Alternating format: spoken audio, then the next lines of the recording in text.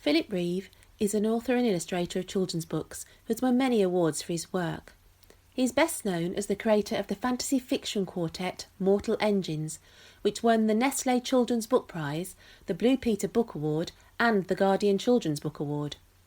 He has since written many other novels for children, including the Goblins and the Larklight series, and in 2013 Reeve published his first co-authored and highly illustrated book, Oliver and the Seawigs, with writer and illustrator Sarah McIntyre, which went on to win the UKLA award. Prior to a recent in-depth audience discussion arranged by Just Imagine and the CLPE, Philip met with Nikki Gamble to give us an insight into his work. I'm delighted that today in the Reading Corner we have Philip Reeve with us, and in particular today we're going to be talking to Philip about his latest series, the Railhead series. Is it actually called the Railhead series? Does it have a series name? No, I never. Well, when I start these things, I never know that it's going to turn into a series, so I never start out with a name for them. So yeah, I just think of it as the Railhead trilogy. Really. The Railhead trilogy. Yeah. I will stick to calling it that, and maybe in a little while we can talk about whether you conceived it as a trilogy or not. But before we do that, I think it would be really good to give our listeners a sense of what Railhead is about, and in particular the big idea that came to you that started it all off. Yeah, well, Railhead it's basically a space opera. It's a story set in the far future where human beings have spread out from Earth to colonise all sorts of planets around all kinds of far-flung stars. And I'd been wanting to write something like that for a long time, but it was hard to find a way into it. And then eventually I did.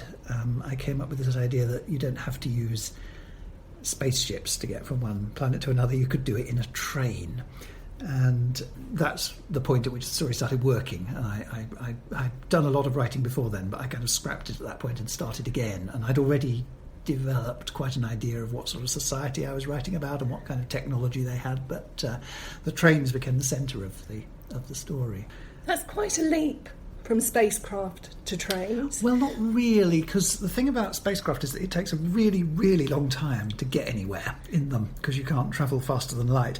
So science fiction authors generally, if they're trying to take characters between two different star systems, they cheat by giving them sort of warp drive or hyperspace to fly through, which is like a shortcut. And quite often in science fiction stories, you get a kind of a sort of a Stargate kind of affair. This idea it's a wormhole, a sort of a tamed wormhole in the space-time continuum, and it will give you a shortcut from one part of the universe to another. So I thought, well, if you had these things, you wouldn't have to have a spaceship to fly through it. You could just go through in a train. You could probably walk through or drive through, but you can't in the world of Railhead, because I kind of liked this idea of a galactic empire running on rail. Yes. So tell us how the trains work. I can read you a bit. It's sort of the experience of what it's like to be on one of these trains, which is what was of more interest to me. So at the beginning of the story, Zen, who's my hero, Zen Starling, he's a bit of a ne'er-do-well. It's a very nice, mostly for most people, it's a very nice and prosperous and happy society, this future empire. But Zen is one of the people who's fallen through the cracks a bit, and he's become a kind of petty thief, and he goes from world to world nicking things and taking them home. And at the beginning of the story, he's been spotted stealing something from a bazaar. He needs to get off-world quickly, so he's running not to the spaceport, but to the railway station. The train began to move, so smoothly that Zen barely noticed. Then the lights of Amberseye Station were falling behind, the throb of the engines was rising, the backbeat of the wheels quickening. Zen risked a glance at the window. At first it was hard to make out anything in the confusion of carriage reflections and the city lights sliding by outside. Then he saw the drone again. It was keeping pace with the train, shards of light sliding from its rotor blades as it burred along at window height, aiming a whole spider cluster of eyes and cameras and who knew what at him. The train rushed into a tunnel, and he could see nothing anymore except his own skinny reflection, wide cheekbones fluttering with the movement of the carriage, eyes big and empty as the eyes on moth's wings. The train accelerated, the noise rising, until, with a soundless bang, a kind of unbang, it tore through the K-gate and everything got reassuringly weird. For a timeless moment, Zen was outside of the universe. There was a sense of falling, although there was no longer any down to fall to. Something that was not quite light blazed in through the blank windows. Then another unbang, and the train was sliding out of another ordinary tunnel, slowing towards another everyday station. It was bright daytime on this world, and the gravity was lower. Zen relaxed into his seat, grinning. He was imagining that drone turning away in defeat from the empty tunnel on Amberseye, 1,000 light years behind him.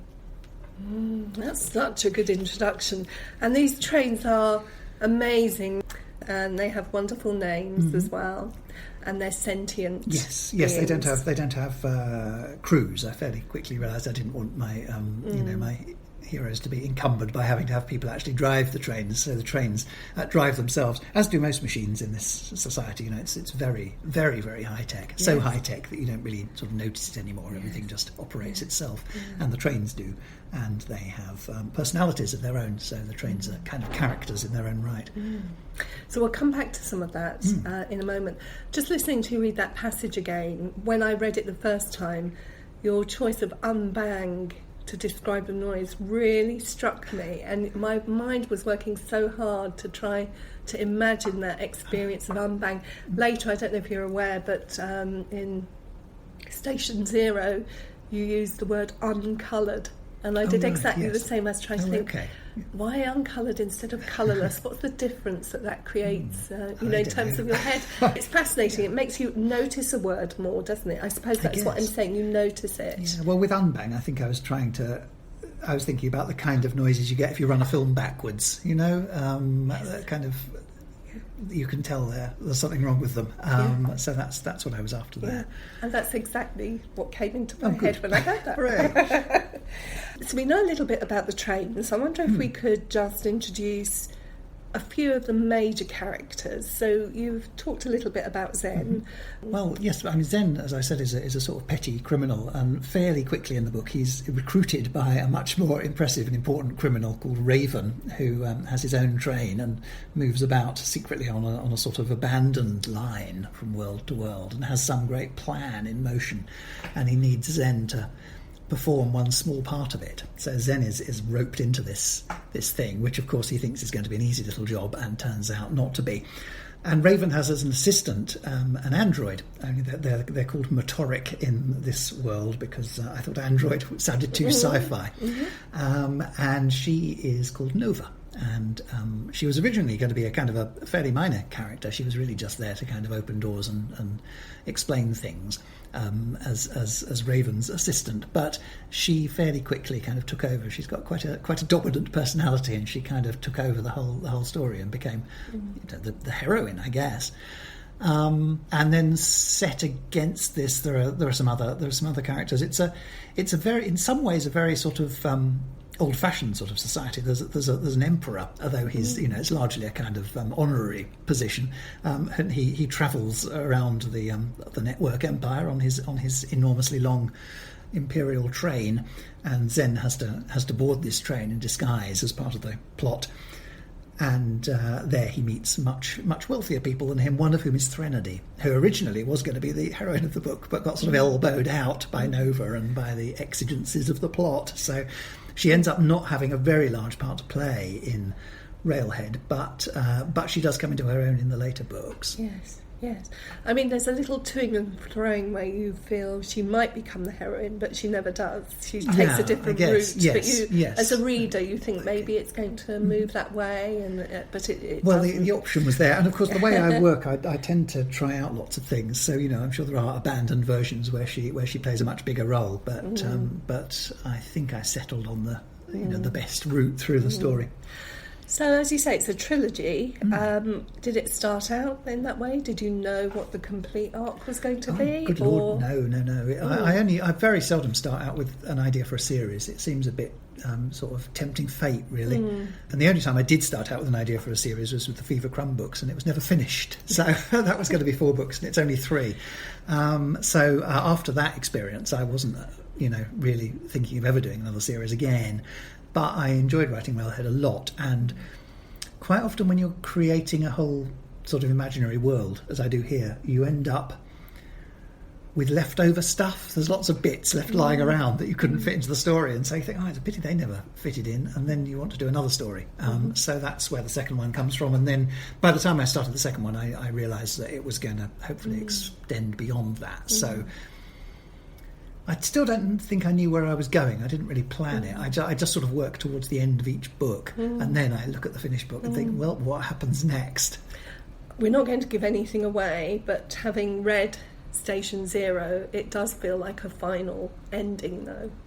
Yeah, well, that's good. I would like to come back to this world, but I think it will be to different characters. I think this story of Zen and Nova is sort of complete, and it seemed to me to work out quite well. I thought it was quite satisfying. Can I just ask you, because I know that you started out, I don't know whether you started out, but certainly somewhere in your lifetime's trajectory, you have been an illustrator, and your entree, if you like, into children's books was through illustration and the cartoon drawings for Horrible Histories, Murderous Maths.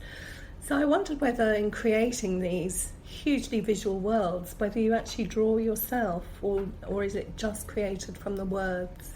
It's pretty much just created from the words. I envisage them envision them in great detail, but I can't really draw well enough to put that sort of stuff across. So, if I could draw like Ian McHugh, who designs the covers for them, I would never do anything else. I wouldn't be writing books. I'd be painting pictures instead. But I can't. So I find I can draw much better with words. Okay. I wanted to talk a little bit about the tone of the Railhead trilogy. It seems a little darker to me than your earlier books. It certainly felt not bleak dark, but it's got a more serious tone to it, I think. Was that something that you were setting out to achieve? I don't know, really. I never know what I'm setting out to achieve. Yeah. I just hope to end up with something. And yes, it does seem... I don't think it's darker, and it's a much nicer world than say, Mortal Engines, really. It's a world that I'd quite like to live in, even though, obviously, for the purposes of keeping the story moving, I'm kind of paying more attention to the odd nasty bits of it, rather than all the lovely planets where everybody's living happy lives and nothing much happens. We don't spend much time there, but it's basically sort of utopian almost. It's certainly a very hopeful vision of where the future might lead us. But the tone of it is slightly less tongue-in-cheek than previous books I've done, I think, and I'm not sure why that was. It partly because that was a tone I was after, and partly I think because by the time I started Railhead, I was working with Sarah McIntyre on our joint books, and I think those gave me a sort of outlet for the humour.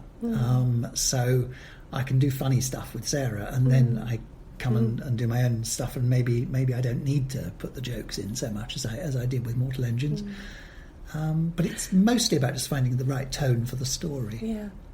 I mean, I think you can't escape the humour completely. It comes in every now and then in the dialogue, and it comes in every now and then in a reference back to the old England or the old Earth that we will recognise in ourselves. Yeah. So the humour comes in a way from laughing at ourselves a little bit. I suppose I've got no interest in anything that hasn't got some jokes in it. I've my favourite books and TV shows and things, however serious the subject matter may be, they are also funny. I don't want to do anything that's just po-faced. But I think Railhead is notably lighter on gags than Mortal Engines. But then they do start to creep back in more in Blacklight Express and Station Zero.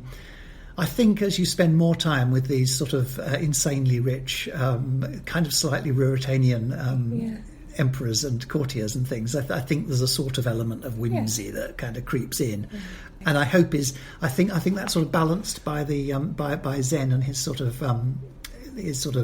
grotty bottom end of society kind of criminal ways in the first book, and then in the second book, he's I don't think he's giving much away to say that he improves his lot in the course of the first book. He changes his position. So I had to introduce another character from the bottom of the heap to make the second book work. I spent a long time working on it and couldn't understand why it wasn't taking fire, and then I realised that it was lacking that sort of toe rag element that the first one had. So I defrosted somebody who we see in prison in the first book. And, I love that defrosting idea too.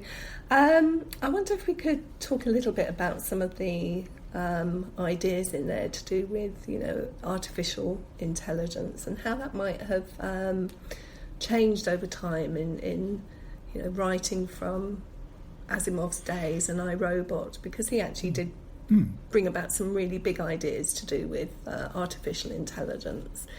But we've changed quite a lot in our views of how that works. There's more of an ethical, perhaps, stance now. Well, I mean, the big idea that Asimov introduces is the laws of robotics, about a robot not being allowed to harm a human being, and which is basically ethics. That is a huge ethical idea, and that's the sort of cornerstone ethical idea of AI.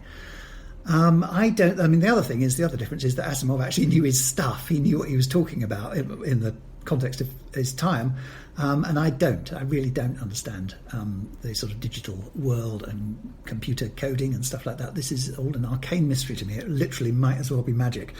So, in a sense, I'm not really qualified to write about this stuff. But in another sense, it's just quite fun because I'm sort of free to imagine these sort of intelligent computer networks and intelligent machines as kind of like sort of Greek gods or powerful fairies in a fairy tale, that kind of thing. That's the way they operate in my world. So it's just quite fun to have these sort of semi-omnipotent characters. And I think the appeal of them for me is the idea that to be properly intelligent, a machine doesn't just have to think, it has to feel. Yes. And so consequently these machines are just as kind of whimsical and eccentric and selfish and generous and peculiar as people are. They are in fact people. Yeah. And that's kind of become one of the themes of Railhead, really, is this idea of that we are going to have to share the world with people who are not human beings.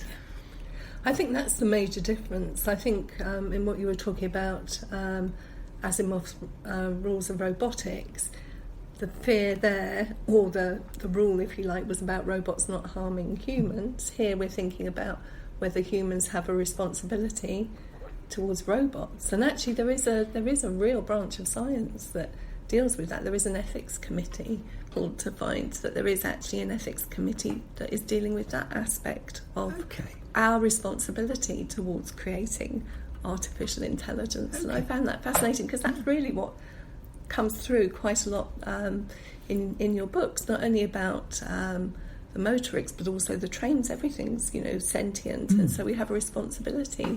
I guess yes. I mean, there are sort of different grades of artificial intelligence in the book. There are the motoric, who are sort of basically as intelligent as people, and then there are trains who are probably on about the same level but are trains, so they obviously have slightly different ways of operating.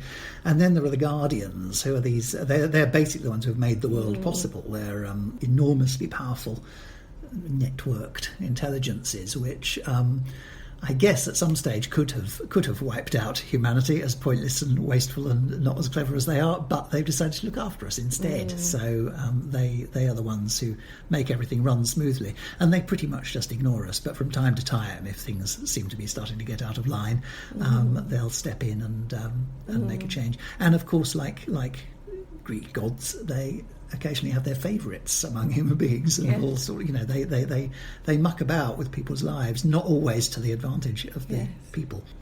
This is a world in which cloning is de rigueur, cloning of people, but also bringing things back that have gone out of existence and bringing them back for the pleasure of hunting. So we have plesiosaurs that people go off and hunt. Yes. So tell us a little bit about that. Well, I mean, I've always thought, basically, the whole point of genetic engineering, it seems to me, is so we can have little dinosaurs. All the rest of it's a complete waste of time. What I want is a brontosaurus about the size of a chihuahua, you know, or maybe the size of a Labrador. That would be all right.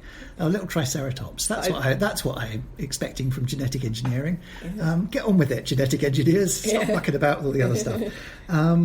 So in this world, of course, that's what people have. They have Yes. pet dinosaurs and things, and you know, there are dinosaur safari parks and stuff, and there's dinosaur hunting. You know, they have no moral objection to hunting in this world. It's a sort of great aristocratic pastime, and so there are kind of imperial hunting preserves and things stocked with dinosaurs and mammoths and whatever else you fancy. At the risk of getting rather too serious, speculative fiction, would you call what you write speculative fiction, or do you prefer science fiction or space opera or space fantasy? I guess technically it's up the fantasy end of science fiction, so it's probably, I mean, Mortal Engines, I would say, certainly science fantasy. I think Railhead is hopefully a little bit more grounded in possibility, but yeah, it's still sort of science fantasy, really.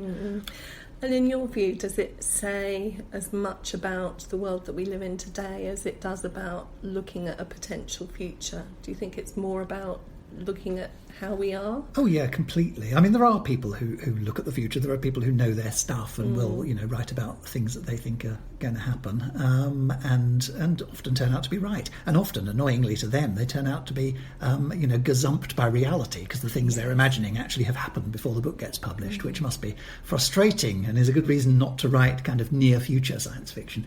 But no, my stuff is really, I mean, I don't know. We may well end up with kind of biotech buildings that you grow rather than build, and that kind of stuff. I think that's all quite feasible. There is that science there as well that shows that's you know, being worked on and is possible. I'm just writing a story, really, and hopefully it has some. If it's got any resonance at all, then it will be about today. It's probably impossible to write a story that isn't about your own time and place, and it's also, in a kind of concealed way, about the past. I mean, I think Mortal Engines is very much inspired by all the stuff that I liked when I was sort of like 9 or 10, and Railhead moves on and it's full of all the stuff I liked when I was like 13 or 14.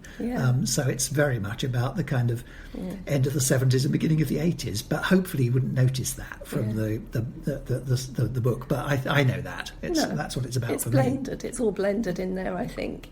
And there is, I mean, I get a sense of reading it, the sorts of things that you appreciate. You decided to make things made of ceramic rather than plastic, for instance. I don't know, I must have read somewhere that ceramic was the coming thing, so that seems, and you know, it can be made to be immensely strong and durable and useful. So yeah, ceramic seems to have replaced a lot of plastic and metal.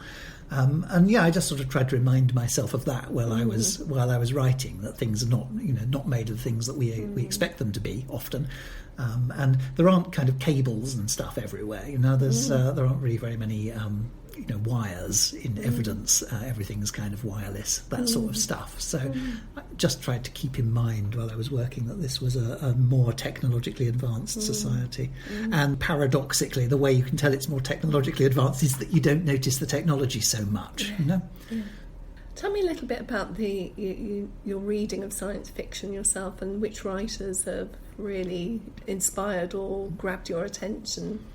Well, I started reading science fiction in about 1978 because Star Wars came out, and before that I thought I didn't like science fiction. I didn't think it was for me. And then Star Wars came out and I thought, oh yes, you know, it's just like The Lord of the Rings and Greek legends and all the other stuff I enjoy. So I hurried myself down to the library and started reading all the sci-fi I could find, which at that time was mostly writers from the 50s and 60s. So it would have been like Ray Bradbury, Arthur C. Clarke, Robert Heinlein, Isaac Asimov, lots and lots of anthologies as well. So in many cases it's authors whose names I've forgotten but whose stories I enjoyed. So that was my experience of reading science fiction, and it was pretty much all I read for a couple of years, really. I guess this was after I sort of considered myself too old for children's books. I started reading science fiction, and then I kind of grew out of it, and I guess when I was maybe sort of 15, 16, I started reading, you know, more grown-up stuff, more serious stuff, and the science fiction kind of fell by the wayside. But whenever I tried to write my own stuff, it always sort of went back to science fiction or fantasy. I don't know, the real world never actually interested me enough to make me want to write about it, but I found that I quite enjoyed writing about made-up places and made-up things. So I guess I I kind of turned into a science fiction writer. And now I will occasionally read science fiction, not very much, but and generally it tends to be friends or people I meet whose books I read. And I'm not surprised to hear you say that Star Wars was, something that we all sat up and took notice at. Star Wars, I seem to remember, 1976, was it? Around 77 that time? It was released. I don't think I saw it till 78. Right. But I do remember it feeling quite different to anything. Yes, and of course it wasn't different. It was riffing on all the 50s science fiction that I ended up reading. But it was just the first time. I think it was probably the first time that sort of trashy Saturday morning serial science fiction had been given the kind of the treatment of a big budget movie. Yes. It had been done sort of cheaply. Oh, we'd had Flash Gordon. Well, quite, yes, but. But yes, the sort of big budget science fiction was sort of slightly ponderous and serious stuff like 2001, which were, I didn't see as a child and would have gone straight over my head if I had. Whereas, Star Wars was amazing, and it's still an extraordinary bit of world building, and that's what I really like in this sort of fiction is kind of creating a world. Sort of by illusion, by just sort of, what's that in the background? And somehow it kind of expands the world of the story. When you're doing that, do you have to be careful not to over-explain, do you think? I'm thinking about the writing of fantasy now and C.S. Lewis and how some of his books don't work because he goes into too much explanation. I think there's one where he explains the digestive system of one of his fantasy characters and it takes away from the story. It's almost like trying too hard. But in The Lion, the Witch and the Wardrobe, for instance, so many things you just take for granted in the way that world is created. Do you think there is a problem of trying to over-explain the world that you've made? I don't think there's any kind of hard and fast rule about that. It's a clever person inventing something really strange and interesting and explaining how it works is a great pleasure. You can overdo it. You can put in too many sort of info dumps, especially at the beginning of a book where I think it's important to get the story moving and not worry too much about explaining things and then hopefully the reader will trust you to explain stuff later on as you go along. And you can sometimes get that exposition in without it feeling like it's exposition, can't you? Yeah. I think that's probably, when I started writing Mortal Engines all those years ago, I was thinking of it as an adult sci-fi novel.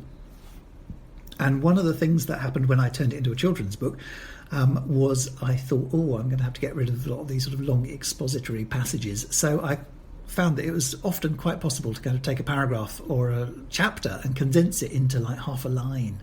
You just sort of throw explanations in as you're going along or as something else is happening. I think that's probably a good idea. Yeah. I want to deal with just one more of the really, what I think are big issues or big ideas in the book, and that's to do with when a person is no longer a person, when parts of them are removed, or I'm trying to say it without actually talking about what happens in the book, but when somebody is no longer quite the person that they were before, when do they cease to be human or the person that you were in love with? That's quite an interesting idea in your book, isn't it? Well, I think quite often these ideas appear out of sort of science fiction settings. If you have an android, in what sense are they a person? At what point do they stop being a machine and become a person?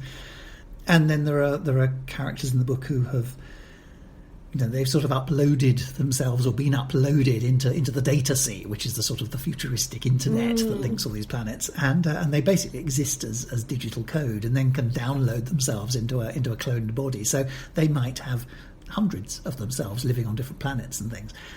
So is that still the same as a human being? Is that the same thing? And I don't really claim to be answering any of these questions or even asking them deliberately, but they're questions that kind of pop up and I think hopefully make it more interesting.